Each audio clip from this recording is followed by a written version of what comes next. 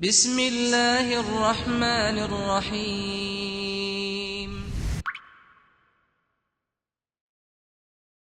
According to the occupation sources, they said they have targeted 300 targets that are Hamas targets, but the fact that we have been seeing on the ground is that around 200 Palestinians, Gazans, were killed and hundreds more were injured because of that heavy bombardment that was taking place in East Khan Yunis, in West Khan Yunis, in what appeared to be an attempt by the Israeli occupation forces to infiltrate into the Khan Yunis East area.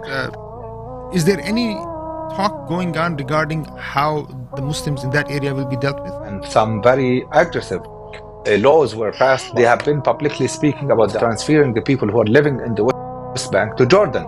They have been publicly about the need to offer the settlers who are living in the West Bank some arms. Alhamdulillah Rabbil Alameen, salatu wassalamu ala Sayyidina Muhammad wa ala alihi wa sahbihi ajma'in. Dear brothers and sisters, welcome back to the conference, especially the emergency conference regarding Gaza. This is the second one that we have put together in the last week due to the importance of what is taking place in the region, in Masjid al-Aqsa, around Masjid al-Aqsa, and especially Gaza. Brothers and sisters, before we get our guest on directly live from Gaza, from Khan Yunis, where now the operations are, the whole night there was constant bombardment in ways you cannot imagine. It seems that the occupation was trying every way possible to terrorize, kill as many people as possible before they reach the ceasefire hour. Let me give you the new numbers of the shuhada and those who are injured. We have over almost 15,000 people killed, 66,000 people, over 6,000 are children, over 4,000 are women, 7,000 are missing under the rubble. So that means 14,000 plus 7, that's already 1,000 people, which means have been killed. I believe the numbers are humongous, but these are what numbers that we are being given as far as coming out from the hospitals in the region. You have over 55 ambulances destroyed, 234,000 homes destroyed, 60% housing units are damaged, 65 journalists have been killed, 36,000 are injured, 78% of that 36,000 number are women and children, 207 killed. That's the medical staff. Now you're talking about doctors and nurses, the medics that are being killed. 26 hospitals stopped service. I think the total hospitals in Gaza are about 35. 266 education facilities, meaning schools, have been destroyed. 1.5 million people, Muslims, so far displaced in Gaza. And to talk about this issue, we are going to have our brother Akram Satarri. Just a little background, brother Satarri is a very, very well-known personality within Gaza.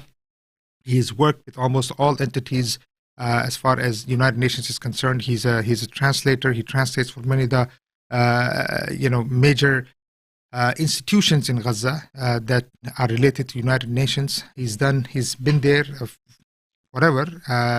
He works with relief organizations. He works with the medical staff. He works with hospitals, schools. He's doing a lot of work constantly on a minute-by-minute basis because we are also in contact with him. He's also in many ways a journalist. He speaks to many, many foreign journalists and TV stations across the country and across the world. So this is someone that knows what's going on and is in the know-how. So please make sure that you have your questions. You're hearing it, as they say, directly from the horse's mouth. You're not going to get more clear answers than him, who is on the ground, who is in touch with everything that's happening around him. Only Allah knows how many times he has escaped death in the last 6 to 8 weeks. Now, our honorable brother, Sheikh Akram, welcome to Islamic Oasis Live. Assalamu alaikum wa rahmatullahi wa barakatuh. Barakallahu feek for your kind words, and may Allah Azza wa Jal help me provide you with as precise and comprehensive image of the situation as possible, bi'idhnillah. Bi'idhnillah ta'ala. Sheikh, first of all, so now, obviously, It has been, there are a lot of developments since we last spoke. That's only been about a week, at least live. We are in contact almost every other day, if not every day, sometimes hourly basis. Sheikh Akram, first of all, so now has the ceasefire began, or are they waiting? What's happening on the ground? What are the developments in the last week, in the last 24 hours? Let's put it this way.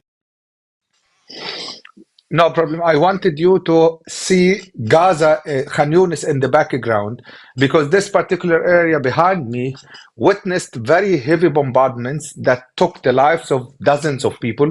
So I wanted you to see part of Gaza engulfed in the darkness and awaiting for any sudden bombardment that is likely also to take place this night. As I told you, can you hear me now? Is it clear? Yes, perfect. This is perfect. May Allah protect you, Sheikh. First of all, may Allah protect you and your family and all the Muslims there. Allahumma ameen. Ameen.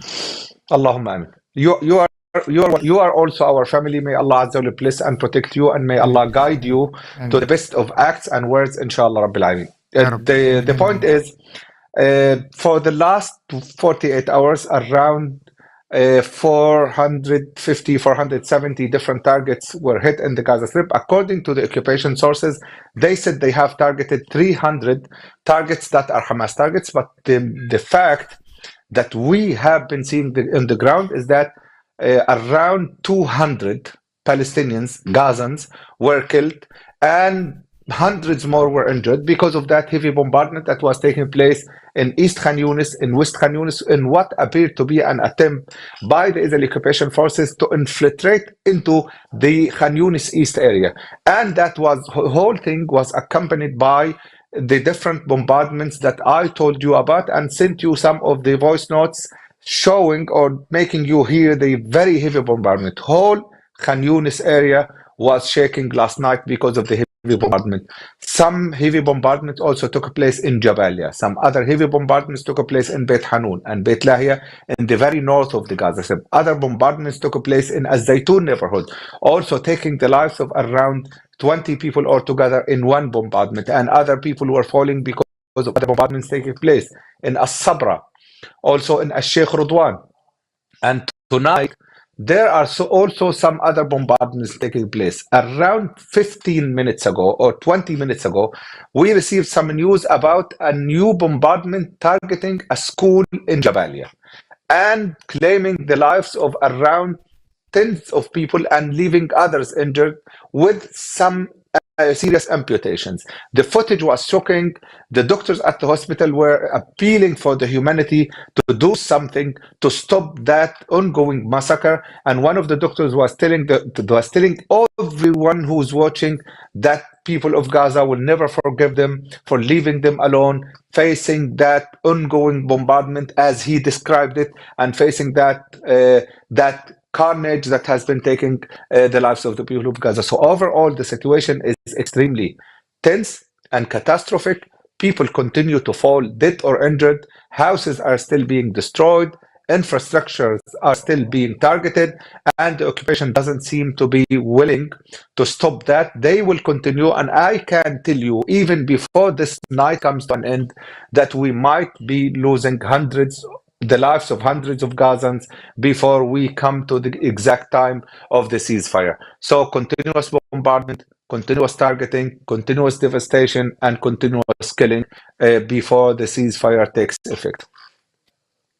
The ceasefire they're asking for, this will be now. Is Israel in?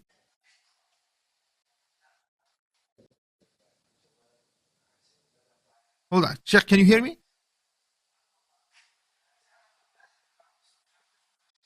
Yes, I can hear you now. Okay, you can hear me. Okay, because I think there's a delay. I just want to. Okay, Sheikh, it's all right. So let's. There was a delay, but now it's okay. Okay. Now the ceasefire will begin in the morning there, which is 7 a.m. Friday. Yes. Yes. The ceasefire is, so now what are you expecting? It's supposed to be 4 days. What are the objectives of the ceasefire? Well, the objective of the ceasefire, as stated by both the Palestinian resistance and the occupation is to conduct an exchange deal.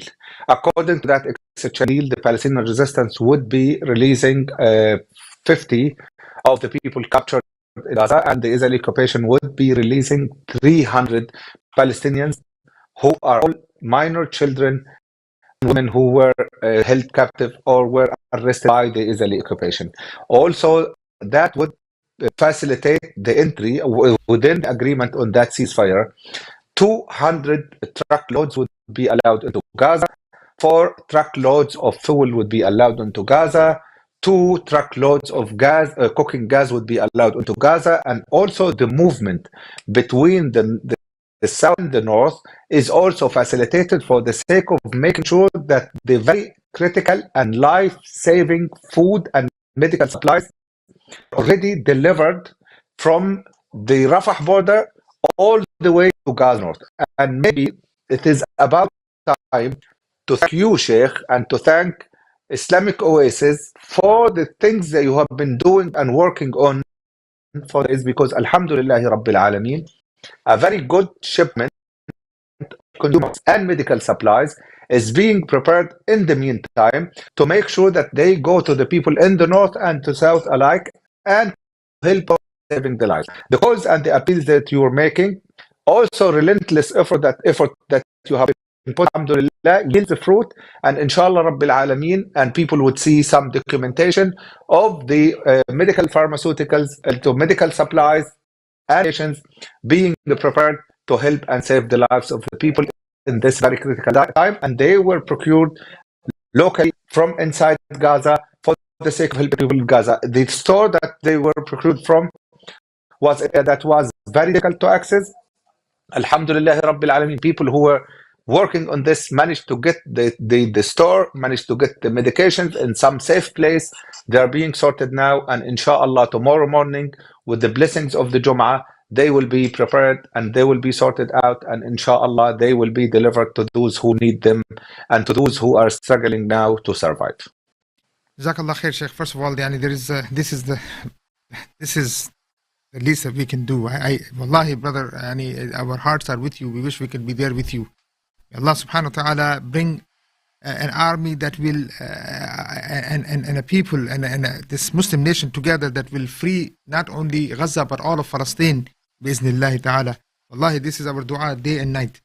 Sheikh, let's now, so after 4 days the fighting will continue. Is this or are you expecting that this ceasefire may actually continue?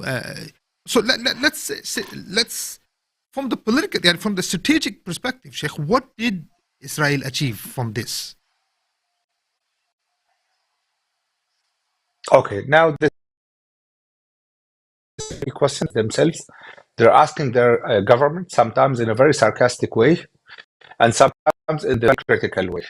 They were asking their government, what has that government achieved by this? What has this government achieved by this ongoing fire and bombardment in the Gaza Strip? Number one, when they started this whole thing, they promised their constituents, they promised the Israeli community, occupation community, that they will be freeing all the captive people.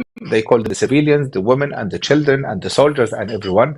Number two, they would be destroying Hamas governors in Gaza. And number three, they would be positioning themselves in all different areas of the Gaza Strip to prevent any future harm for the Israelis, which was the way to say that they would be preventing any potential October 7th reoccurrence of the October 7th series of actions that took place and shook the intelligence community in Israel, shook the army of Israel, and also shook the political level of Israel. They have not achieved any of those objectives, and they have been now trying to justify that deal by saying that Israel is trying to keep its international communications and ties with the countries that support Israel, and for that sake, they have been adhering and complying to the requests that were made by their allies to facilitate that swap deal. So technically and strategically, they have not achieved anything, and then they have not done anything of what they promised to do, and now they are doing this exchange deal. Now, as to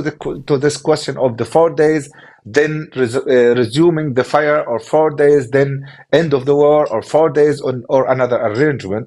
The scenario that we are facing is the fact that the Israeli occupation government itself endorsed a 10 days ceasefire. And they said they would start in those 4 days, and then the resistance would be releasing those captive or prisoners of war, or whatever you call them. And there is a strong likelihood that this ceasefire would continue for 10 days instead of 4 days. They have already decided that. They have already endorsed that in the cabinet of war. They have already endorsed that in the broad government. And they understand they are going for 10 days ceasefire, not 4 days ceasefire. And within those 10 days, there is even negotiation that preceded the ceasefire for the sake of reaching a common ground.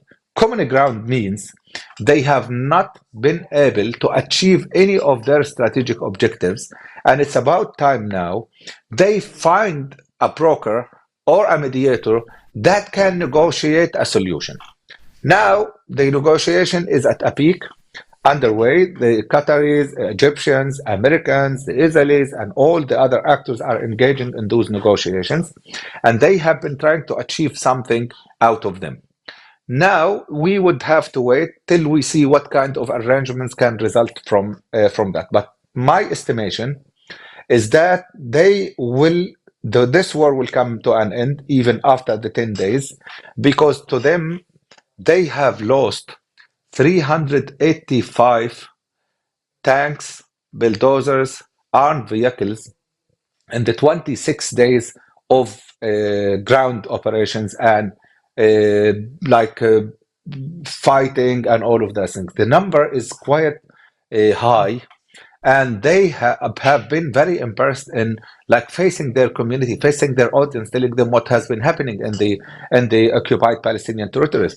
Now 400 Israeli soldiers have been suffering from severe disabilities because of the direct targeting.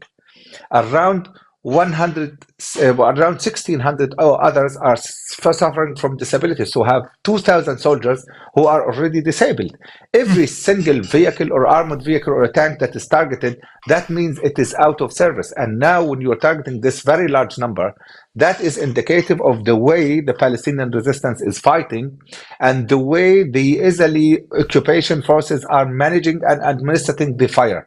So they were targeting the civilian population, while in the battlefield they were facing the resistance, and many of their soldiers were killed. So at the strategic level, if I were them, I would be thinking of a way out very soon so that they can save their face after all the things that happened, including October 7th sudden attack that also brought down their army to the knees and also embarrassed them before their settlers and before their community.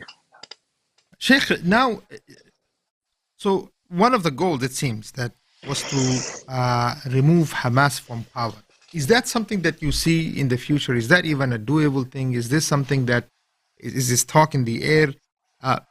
And I guess the reason I'm asking is that obviously, even until now, they are negotiating with Hamas. They are not negotiating with PLO. They're not negotiating with PA, or Palestinian Authority.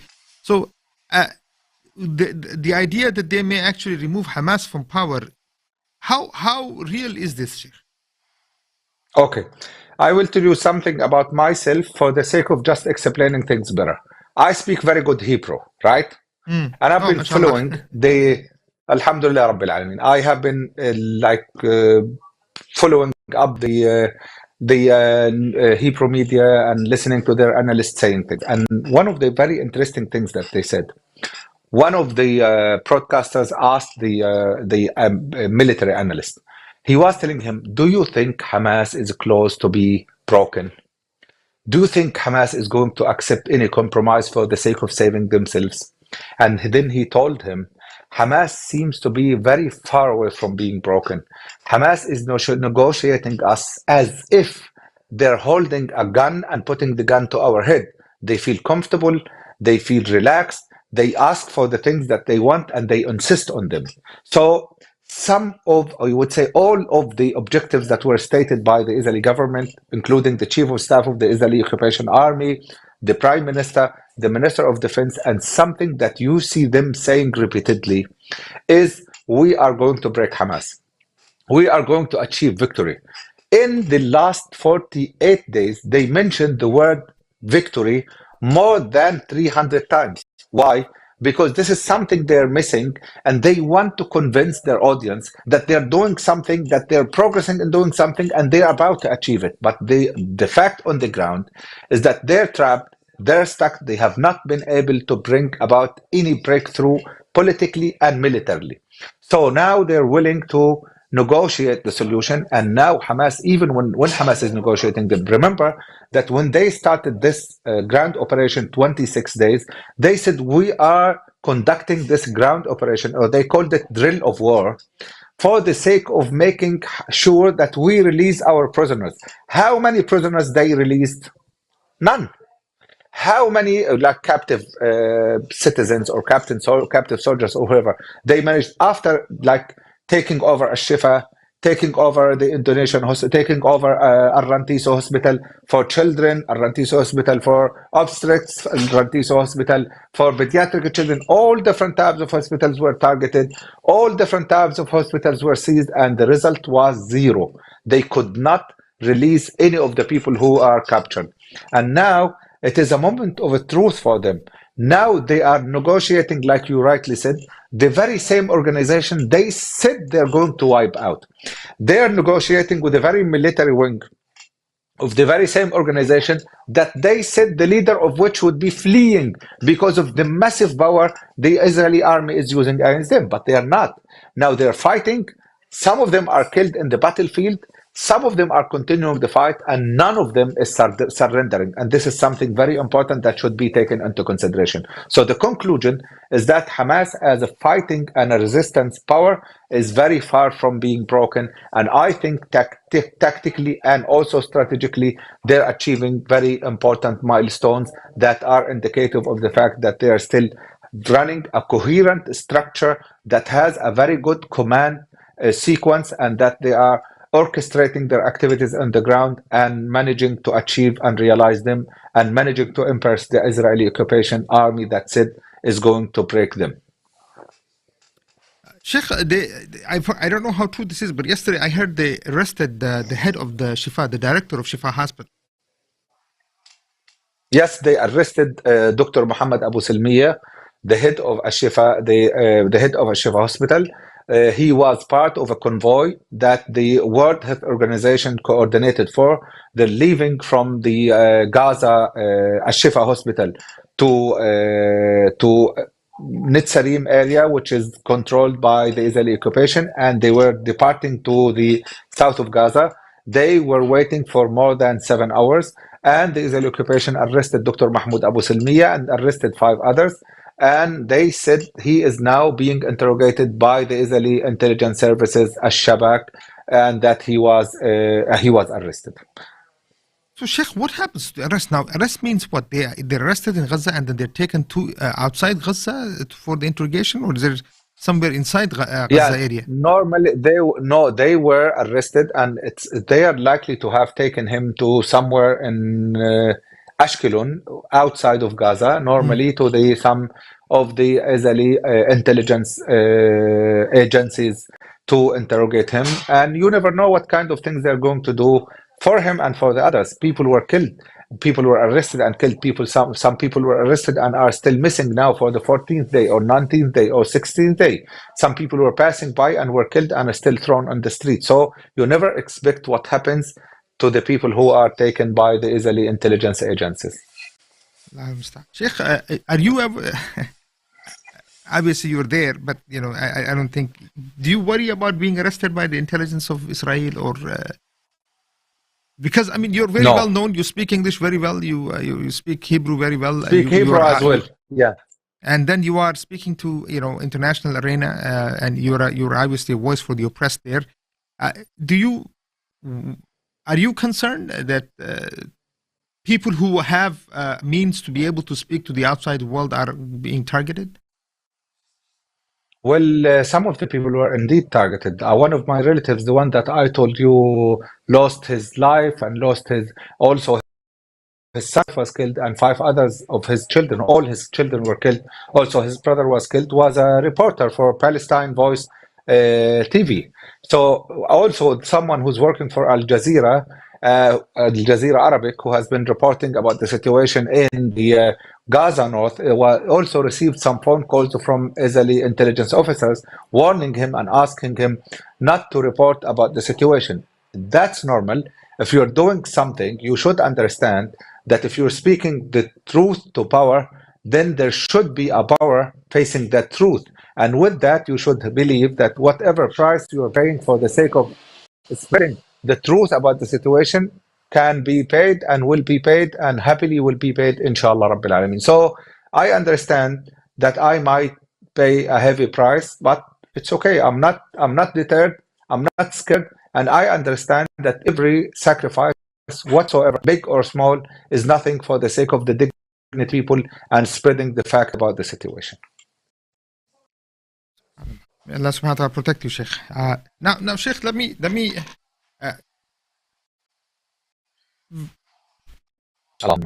United Nations, let's say now, what does peace look like in Gaza, Sheikh? Let's say, I guess I'm drawing a scenario here, is that, are you expecting United Nations after, let's say, if there is a 10-day ceasefire,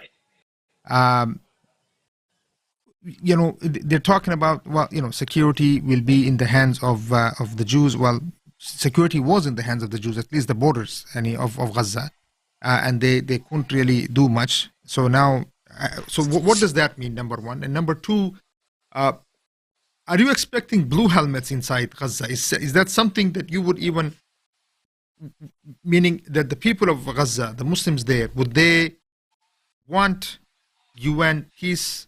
I guess the soldiers there had blue helmets inside Gaza. Would that ever be something that the people there be willing to entertain?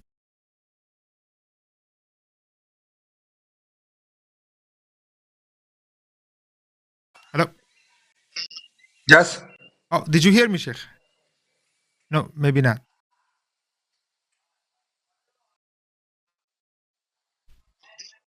Hello, Assalamu alaikum, Sheikh. Can you hear me? I think I lost you for some time. Yes, I can hear you now. Okay, Walaikum assalam wa rahmatullahi wa barakatuh. Let me ask you the question again. The question now, Sheikh, after 10 days, if there's this ceasefire, let's say, continues on for 10 days, are we now, first of all, so now what happens after 10 days? Number two, is there, because there is talks, I know I'm hearing different foreign ministers from different, whether it's Jordan or Turkey and things like this. Would the people in Gaza entertain the idea of blue helmets, UN blue helmets inside Gaza? Would they entertain that?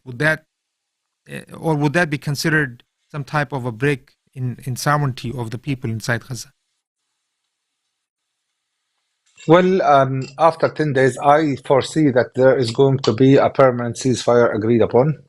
But before that permanent ceasefire is agreed upon, there should be some arrangements to make sure that this rebuilding process can be started and can be fostered and maintained for the sake of rebuilding the lives of the people in Gaza. I don't think the people of Gaza would accept this idea of a blue helmet or helmets of any kind. I think Gazans would insist on just running and rebuilding their lives on their own hands, by their having free access to all the assets and resources that are needed for that.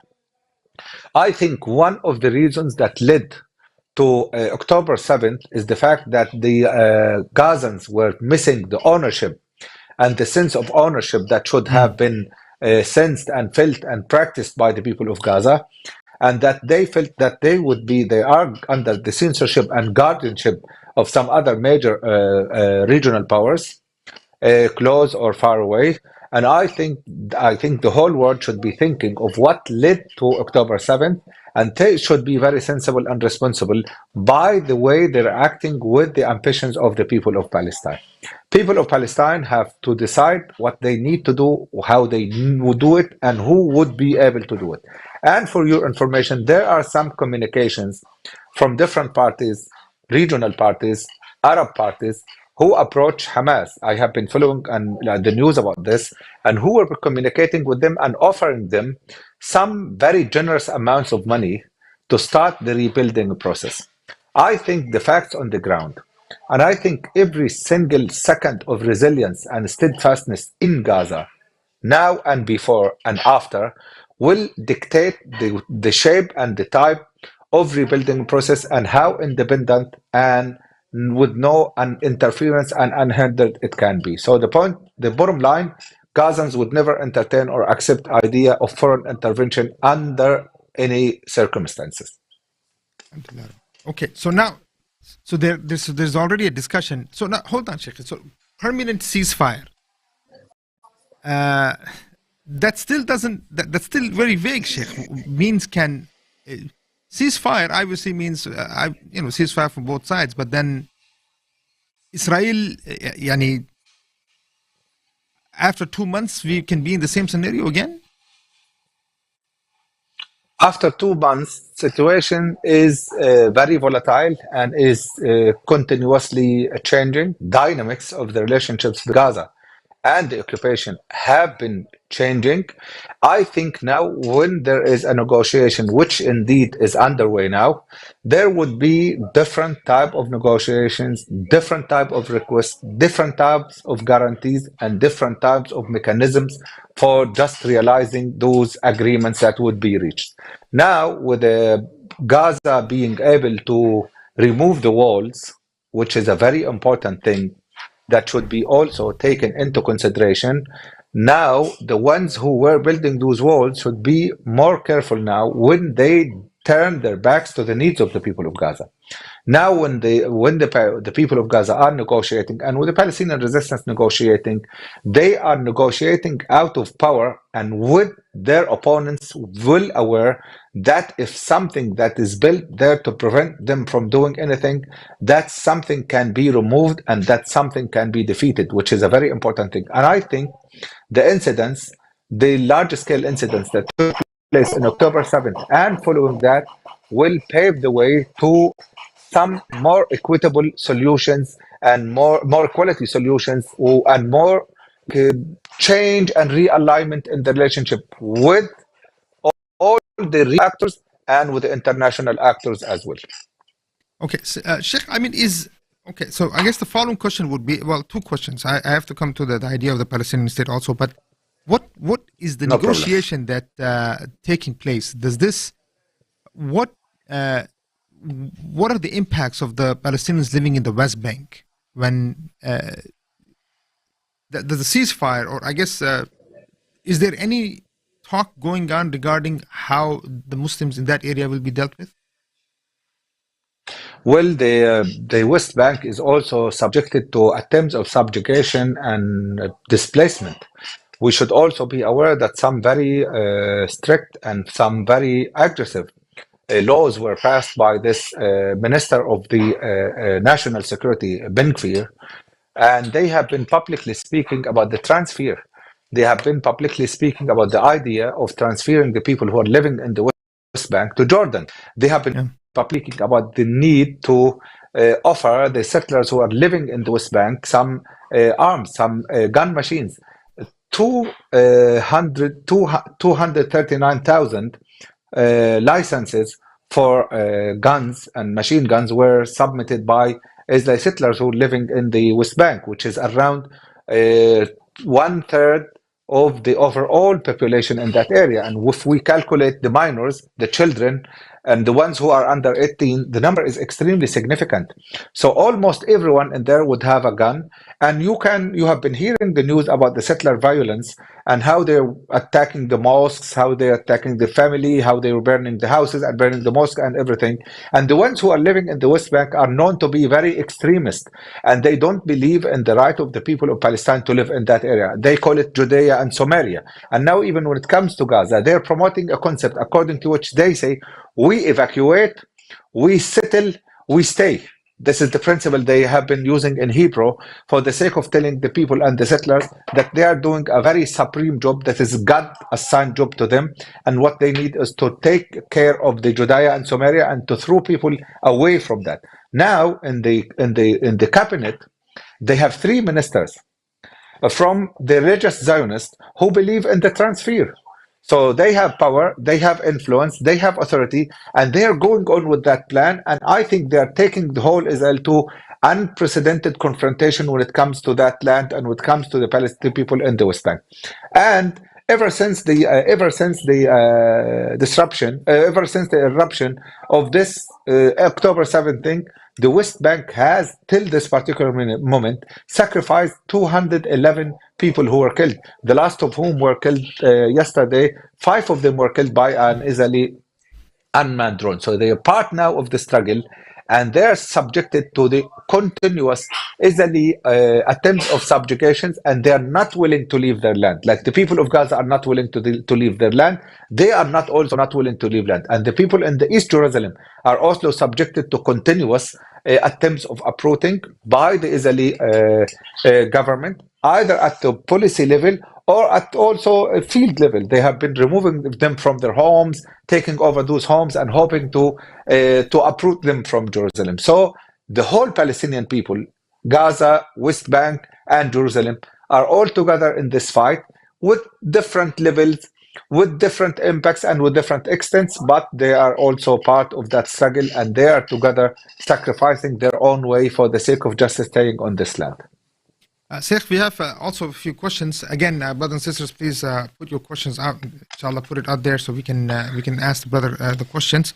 Sheikh, before I go to the questions from the audience, the U.S. elections, and let me ask you this. I mean, so if the ceasefire does not stand, let's say after 10 years, 10 days, rather, so the U.S. is very clear that it's pushing for the ceasefire also because the U.S. elections are coming. Joe Biden, I think, is already in the tank anyway. There is a huge pressure even on the U.S. government to do something about this issue. And they have been, but see, look, the solution that the U.S. is pushing after this ceasefire issue is the idea of two-state solution. It's a very strategic question I'm asking you, Sheikh. Yani, first of all, an idea of a two-state solution, is this even viable? Meaning, in long term, can this actually stand? Number one. Number two, what I mean, go ahead, answer that question. Then I guess the follow-up will come. No problem, inshallah. Number one, this two-state solution is no longer viable. Oslo I actually wanted to hear that from you. No. I'll tell you why now. Now they have around 850,000 settlers in the West Bank. Now those settlers are taking over the very important resources like the aquifer, the water, the mountains, the high areas, and all of those things. The Palestinian citizens are accessing 10 liters of water a day, while the Israeli settlers are taking around 222 liters of water a day. The occupation continues, the separation continues, the around 465 crossings and in the different parts of the West Bank, which is not allowing the movement of the people. They are like dividing the West Bank as an area that is filled of cantons, Bantustans and cantons for the sake of just continuing the occupation. That has affected the idea of the two-state solution. Can you hear the bombardment now? Yes. Okay. So this At is least part I of the heard that. night program till the morning, inshallah. So the point is, they are actually undermining the two-state solution. They don't want a two-state solution. They want to take the land. They want to remove the people because they don't think Palestinians have the right to have a state. Can you hear the unmanned, the fighter Yeah, jets? I can actually hear the drone. Okay. Yeah, I just The drone, break. and now One second. it look, One that second. sounds like the. Yeah, 1 second. Again, brothers and sisters, we have this discussion is having we're having is live from Gaza. We have Sheikh Akram Satarri, reporter. It's amazing what he does up there, but he's speaking to us from Gaza live. So again, just keep that in mind. Bring your questions and whatever that you want to ask. Go ahead, Sheikh. Continue. I'm sorry I had to break. I just wanted to let the people know. Go ahead. No problem. So the point is that they have already undermined the two-state solution. They no longer want it. They believe the cabinet, the ones who are in the cabinet, believe in the ultimate right of the Jewish to control the land. This is not done in the name of Judaism, but they are rather claiming that they are doing that for the sake of Judaism, and they continue swallowing the land. So the two-state solution is no longer viable.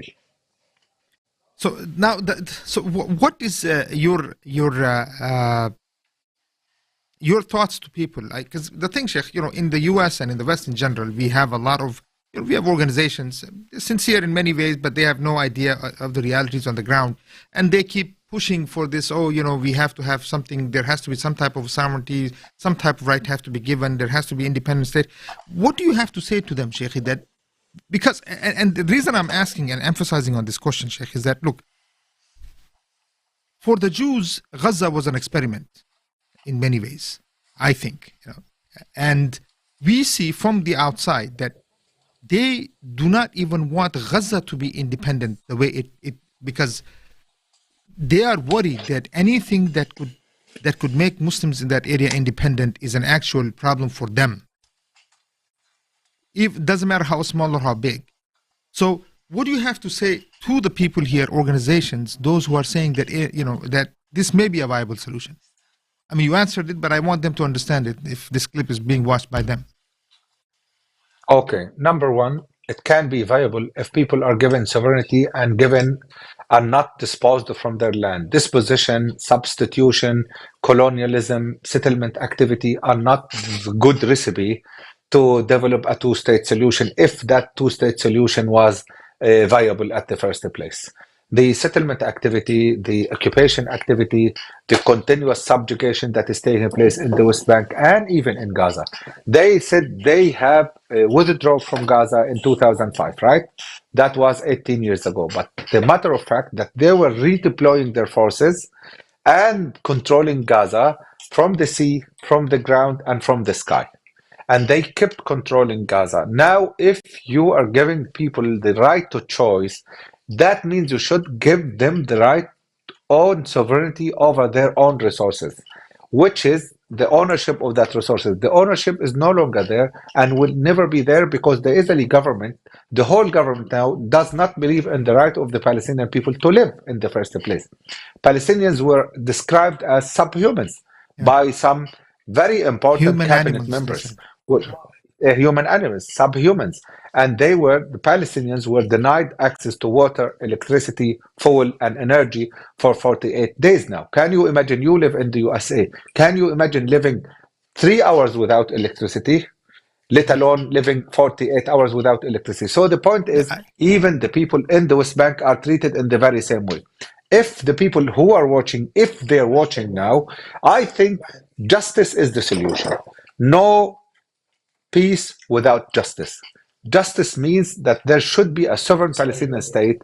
The settlers should move out from the West Bank, and people in the West Bank should have a viable state with Gaza, and then people should live together. And I will tell you one very important piece of information.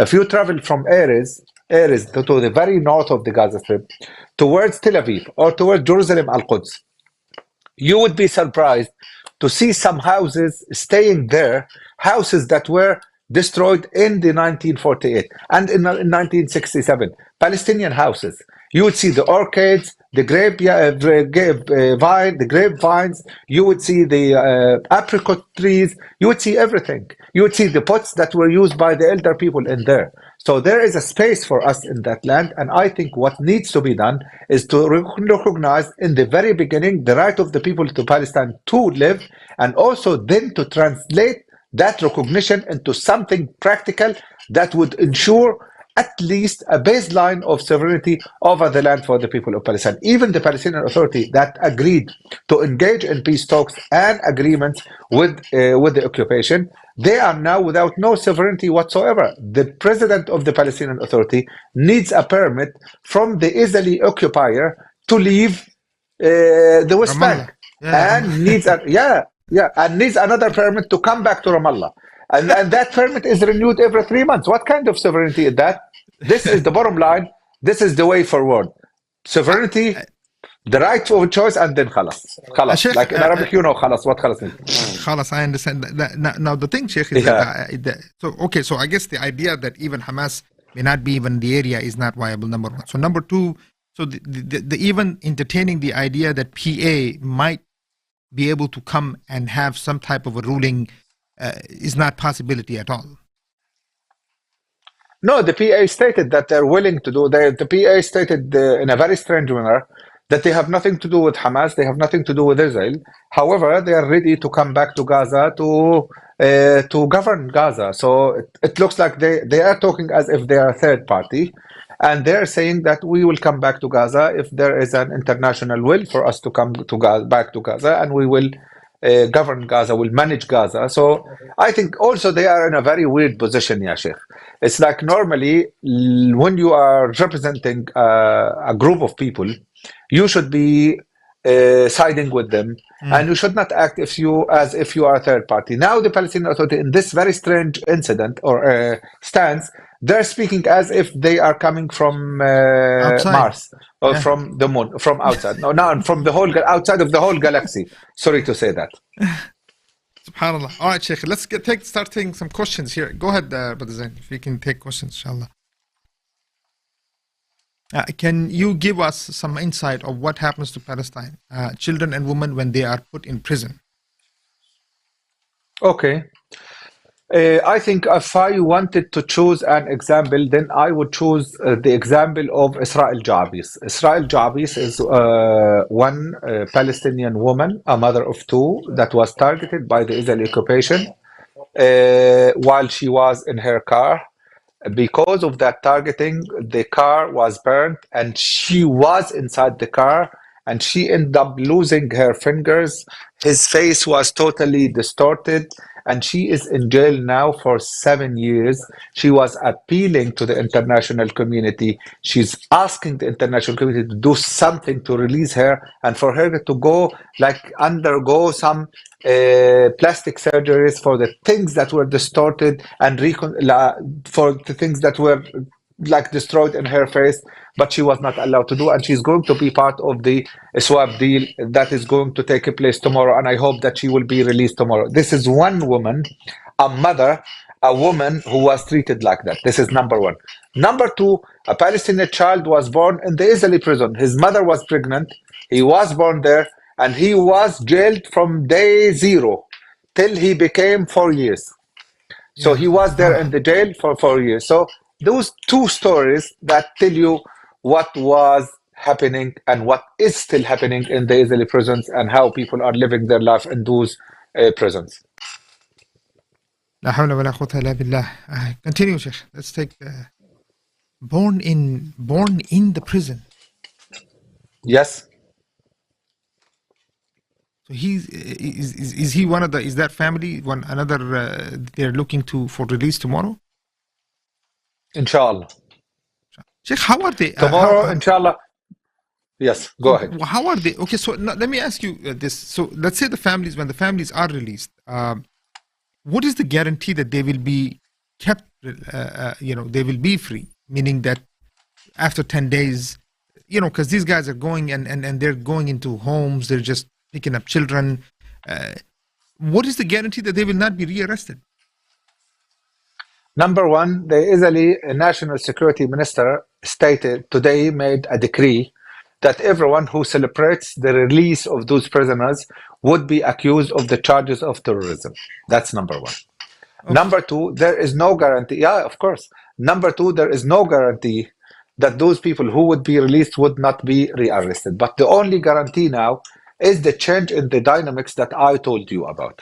So the Americans are guaranteeing Qataris, Egyptians, and also the power change and realignment that resulted according to the situation that is unfolding now. Sheikh, with all of these, powers that be, let's say, the Egyptians, the Americans, the Qataris, and everybody else that's around, who protects the Israeli state, Sheikh? Who is really protecting them? Who is protecting them? Okay. Okay, I will tell you who's protecting them. No. I think we have a aircraft carrier in the Mediterranean. We have aircraft carrier in the Red Sea. We have advanced air defense systems deployed in almost all Arab countries. The Israeli defense minister said that we have already deployed many of our planes in the Arab skies for the sake of protecting the state of Israel. The aircraft carriers that is in the Mediterranean is the American aircraft. And the one other aircraft that is in the Red Sea is a French one. Germany approved and sent some unmanned drones to Israel for the sake of fighting alongside the Israelis who are defending the light and the good. The French Prime Minister or President came to Palestine and came to what's called Israel, and he said that they are there with Israel and they are there for Israel and they will continue the fight for the sake of protecting Israel. Some officials from the EU stated that they will be also supporting Israel and they will be doing whatever it takes for the sake of protecting Israel. So I think that gives you an answer, right? Right. So go ahead. Let's take the next question, Shaam.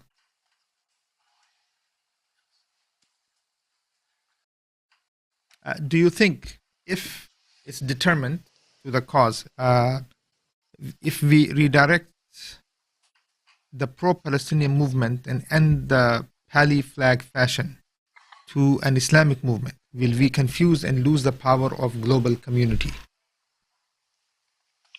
Well, as a matter of fact, people of Palestine don't have that power of the global community. The power of the global community is directed against the Palestinians and against the Palestinian cause. But I will tell you one very important thing. If you watch, and I'm sure that you are watching all the publications and the discourse that have to do with the Palestinian cause, you would see that people are using the Holy Quran not only for the analysis of things, but also for the expression of the facts about this ongoing conflict.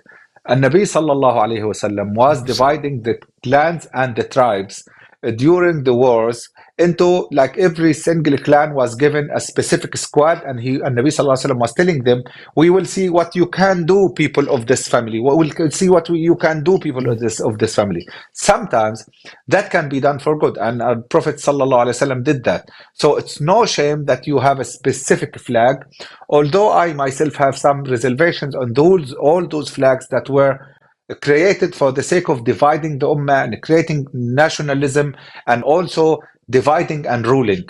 But now the Jordanian is competing for the sake of supporting Palestine.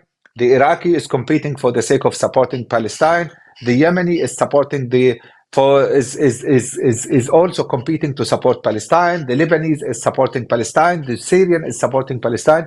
So I think despite those different flags, we are one united ummah that is fighting for one united goal, and that is already getting closer and understanding that someone was intentionally dividing them. As Muslims, the oneness is our belief, and it informs and guides all of our acts. And I think that by default, I see that happening on the ground, even without the need to state that this is happening. Jazakallah khair. Okay, next question, Sheikh.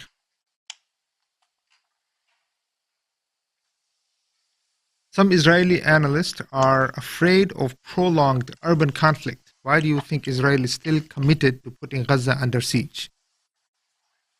That's a good question, Okay, actually. they are afraid. They are afraid of this prolonged urban fighting because urban fighting takes place in the urban area. But we should also be aware that with that urban fighting, there comes a very massive number of casualties. In the World War II, the number of civilian victims was 300 times more than the fatalities among the military people. And this is one of the stains on the head of the new world.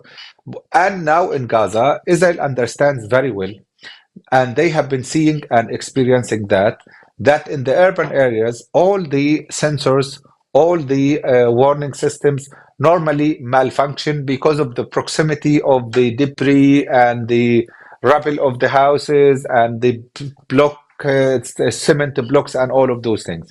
So they understand if that urban fight continues, they're going to lose many more than they are already losing. And I'm going to quote now some of the words that were said by the Hamas military wing spokesperson Abu Ubaidah just 1 hour ago. He said, if Israel continues that urban fighting, they will understand that the real loss has not started as yet. So that indicates and explains why they are worried about that. They have been losing up to this particular moment more than 385 armored vehicles, tanks, and bulldozers. And you can imagine they are fighting now in the outskirts of Gaza, mostly peri-urban areas. If they proceed, which they have been proceeding into the urban area, they have been losing heavily and they will continue to lose. The more they proceed, the heavier the losses are. And that is very dangerous for the reputation of their army, for the reputation of the military manufacturing. Now, the Merkava 4, that is around 75 tons, that is of around 3 meters height, 3 meter width, and 8 meters long, is now defeated, is now becoming a scrap. Now they have contracts that were signed with other foreign customers that are being cancelled. They understand the urban fighting is going to expose the vulnerability of their military industry, and they don't want to see that happening. Subhanallah. Sheikh, if you can, just because of the time here, now the aid situation, if you can mention this one more time regarding the aid situation, what needs to be done, what is happening on the ground for the last, I guess it seems like some trucks have entered or, so if you can please mention what needs to be done, how can the Muslims from here support the situation, and how is aid being distributed on the ground? Number one, the aid is divided into health aid, non-food items. The health aid is the medication, medical consumables, and stuff like that. Medical equipment, X-ray machines, because the health system sustained a very heavy and crippling hit and strikes by the Israeli occupation. Now you have, like you rightly said, 35 hospitals. Of those 35 hospitals, around 25, 28 hospitals are already out of service, so there is a need to support them. There is a Jordanian hospital, field hospital. There is an UAE's Emirati field hospital, Kuwaiti field hospital that are coming to Gaza. The bed capacity is very limited, so the need is massive to get some X-rays, to get some dialysis machines, to get different things. And as a matter of fact, I think, inshallah, within the documentation that you're going to receive, there is going to be some specialized doctors, like who are going to say what are the priorities, what are the needs, and how they can be addressed. But if I were any Muslim anywhere in the world, I would focus on relieving the people. That's number one. The support for the food. Number one, support for the food.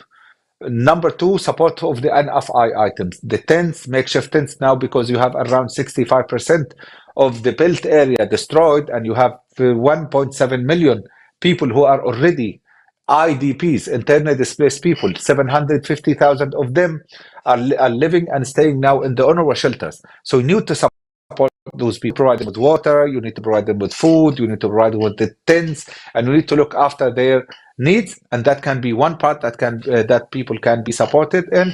And you can, on the longer term, work on the rebuilding of the things. You need to rebuild the home, you need to get them some resources, you need to build their livelihood, you need to get them some small scale projects that can support them and help them restart their life.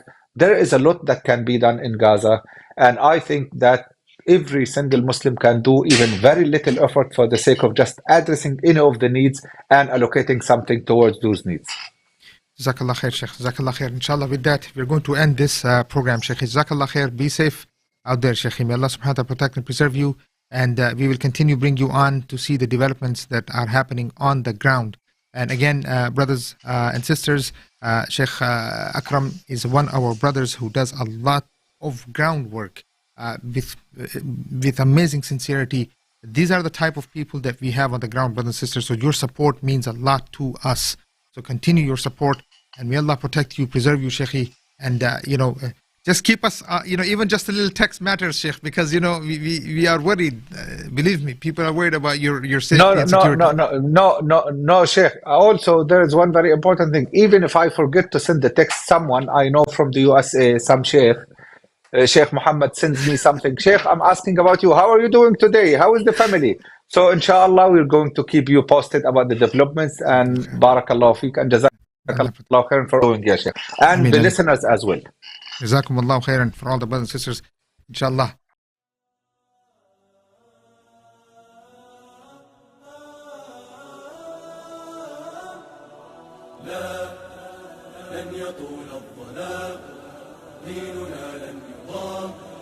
نحن جيل الهمام نحن فينا عمر لا لا لا لن يطول الظلام ديننا لن يضام نحن جيل الهمام نحن فينا عمر صبح بدا نور ظهر نجم وشمس وقمر ألقى على الدنيا الدرر هذا عمر هذا عمر كل البرايا تنتظر أيامه البيض الغرر كي تستفيد من العبر هذا عمر هذا عمر لا لن تدوم الجراح بل سيأتي الصباح نحن أهل الكفاح نحن فينا عمر لا لا لن تدوم الجراح بل سيأتي الصباح نحن أهل الكفاح نحن فينا عمر في نظرات